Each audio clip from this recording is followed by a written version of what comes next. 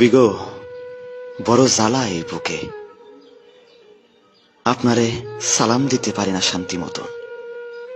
পাশ থেকে বেদাত বেদাত চিৎকার ওঠে। ইয়া নবী কইয়া ডাক দিলে কয় মুশরিক। মোস্তফা জানে রহমত নাকি পড়া যাইত না, কয় এটা মাইনসের বানানো দরুদ।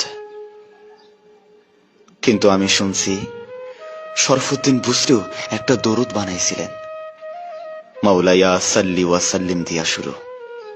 ওইটার ফেমাস লাইন মুহাম্মাদুন সাইয়্যিদুল কওনাইন। শুনছি এইটা লেখার পর আপনি তারে দর্শন দিছিলেন, গায়ে হাত বোলাইয়া রোগ সারাইয়াছিলেন। যাইবার কালে দিছিলেন একখান চাদর, প্রেমের নিদর্শন। পাকিস্তানের খাজা চৌরভিত পুরা ৩০ পারা দরুদ লেখা হইছে। তার এই সাধনা কি বৃথা তাইলে? এই প্রেমের কি কোনো দাম নাই আপনার কাছে?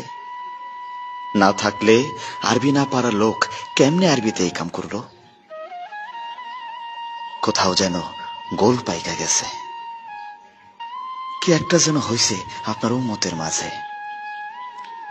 কোন এক চক্র যেন খুব গভীরভাবে তাগো বুক থেইকা আপনারে সরাইতে মরিয়া হইয়া কাজ করতেছে শত বছর ধইরা।